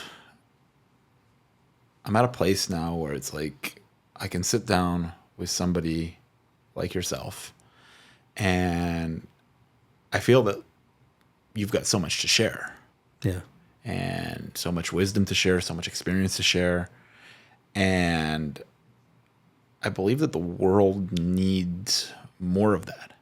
And I feel that people are reluctant to share their wisdom, their experiences, who they are, where they came from. And I struggled with that myself for a very long time. I wasn't willing to share my story or who I am as a person, or the challenges I went through, or how I overcame them. And I kind of got to a spot where I'm like, would the world be a better place if it had more of Ben or less of Ben? And before I invite a guest on like yourself, I ask, would the world be a better place with more of Nick or less of Nick? And I'm sitting here going, the world would be a better place with more of Nick. And how can I help Nick shine his light? Yeah, that's cool, dude. And just really showcase yourself to the world. And just you, my other guests that come on, like I'm really grateful that they're able to shine their light. And none of it is about me today, Ben, that's about to turn 30 years old in less than a month. It's about teenage Ben who didn't have that compass to feel inspired. And having that understanding that there's so many people out there who are in a spot in their life where they don't have that compass to feel inspired. People of all ages, whether they're teenagers in their 20s, 30s, 40s, 50s, 60s, wherever they're at in life and they're feeling less than inspired, is can they hear wisdom from somebody that can share it? Can they hear experiences from somebody that can share it? Can they receive a genuine message from somebody who really just wants to give and wants to share and doesn't have any strings attached to it? And it's like, how do we go and inspire people to be themselves authentically and share what they have and what they know with the world, and just do more of that? So many people, I feel like, could just share more of themselves, myself included. And how can I go down the path of inspiring people to do that? So I'll say that I feel like we're heading in the right direction with that. Yeah. It's been fun. I enjoy sitting down with a person like yourself today because I already know you. Yep. And I already love you. Thank you, buddy. And to get to know you better is such a privilege. And appreciate it. So for me, that ends up being, in a way, my return. And hearing that people are impacted by the wisdom and experience that's shared, that gets to be my return. And I'm grateful to get to know somebody better, and I'm grateful to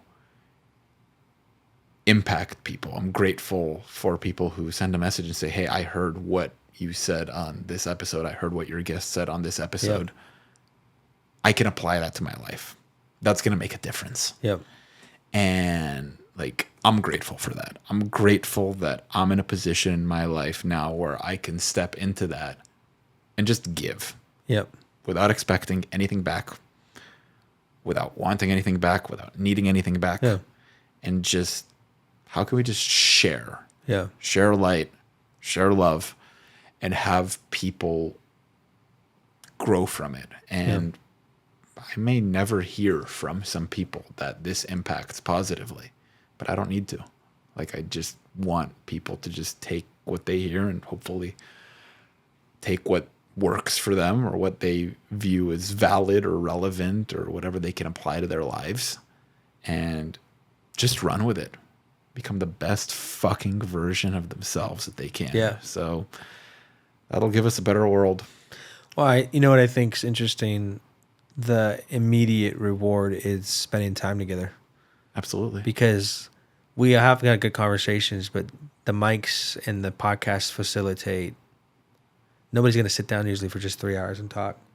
Yeah. And you're right. You get to start off with the reward already being abundant. We walk out of this room and we got to talk and hang out and connect at a level that, so you're already in the surplus. Everything else is just freaking ice cream and whipped cream on the top, bro. Totally. I'm here for it. Yeah. It's good. You're facilitating good conversation. I mean, I enjoyed myself. This was just really peaceful and enjoyable to hang out. So keep doing it. Best way you can do is show people, and they're going to see it by people being vulnerable. I'm excited for you. Nick, you've got such powerful insight to share. You've got a hell of an operation coming your way. Yeah.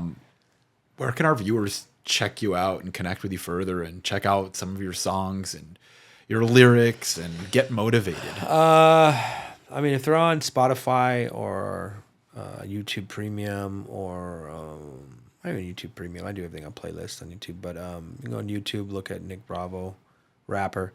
There's some weird guy on YouTube. He's a thorn in my flesh. Super weird guy. That's not me. He doesn't even look like me, but people think it's me. So if you see some weird white guy posting weird stuff up, that's not me. Look up for Nick Bravo, motivational rapper on YouTube. I might just come up with a phantom channel. Just call it Nick Bravo. I'll be the third Nick Bravo. We'll see if Yeah, I was like, God, you gave me my thorn in my flesh. This is the weirdest Nick Bravo. He's like a Satanist on top of it. So it's like, what like a copycat, like the complete opposite of me. It's a weird dude. But you can go to Spotify, you can get Amazon Music, iTunes. My stuff's on there. My song with my daughter called Courage is on there. It's her rapping. That's pretty dope. I'll be releasing some more stuff. As far as my booking is nick-bravo.com, but that's going to be changing because I'm launching Level Up Live, which is going to be added to my marketing agency, but it's going to be a live events with all the, like I told you, all the roster of bookings. So we're in the development of that. But you can look me up at I am Nick Bravo on Instagram. Look me up as Nick Bravo on Facebook. Look me up on LinkedIn. Wherever you want to find me, man. I post everywhere. Well, there you go. You got to find the real Nick Bravo, not the other guy. So we call it Where's Waldo. Part of the process is the search. So you get to search for me and find me. You look me up though. Look up Nick Bravo motivational rapper in Google, and all my stuff will pop up. Yeah, and I would highly recommend that. Nick has some incredible songs, some incredible lyrics that are really inspiring. I really am grateful that you're able to join us today, Nick. You want me to leave you with the rap verse or something? Let's do it. Let's do it. What are we gonna do? I don't know what song. I'm a big fan of Dark Road. Do it. Or I can do the Grit song that you liked. But whatever's gonna resonate the most with our viewers. I don't know who your viewers are, so I think any of it can resonate. But let's do Dark Road.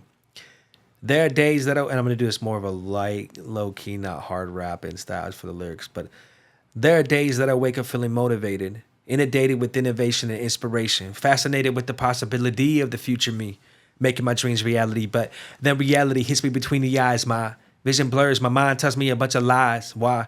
Why there's too much risk, there's too much this, there's too much that. It starts giving me stats, yeah. And I start to react, acting like these doubts are actual facts. But the fact is, every innovation started with the dream. You'll never know if you never believe. The tension I feel is a real thing. There's only one choice the way I see things. Keep climbing till there's nothing in the tank. Keep climbing till you run out of strength. You don't know what you don't know. Nah, you won't know if you don't go. You won't know if you don't grow. So embrace the dark road, see how things unfold. You don't know what you don't know. You won't know if you don't go. You won't know if you don't grow. So embrace the dark road, see how things unfold. You can just sit there quiet and safe, doing the same things, thinking things will change, trying to make the perfect decision. Decisions aren't perfect. They're just decisions. Keep making them till you find what's working. It's a process of testing and elimination. Failure is the prerequisite to innovation. I don't know what you're facing, but I know if you embrace it, you can elevate and change the situation. Or you could choose to ignore me and tell yourself a story and then complain to everyone while your life is boring. Or you can take a risk, shoot and miss, hit the rim, hit the gym, set your feet, make adjustments, shoot again. You don't know what you don't know. You won't know if you don't go. You won't know if you don't grow. So embrace the dark road, see how things unfold. You don't know what you don't know. You won't know if you don't go. You won't know if you don't grow. So embrace the dark road, see how things unfold. There you go. Powerful, powerful. Well, if anything resonated with you guys that Nick shared with us today, please share this episode with your friends. Give us a like. Let us know how you like the episode. You can follow us on Instagram at The Authentic Journey Pod. I'm your host, Ben Beeri. It's great having you on. Shout out to Ben Beeri. Woo! And we'll see you guys on the next episode of The Authentic Journey.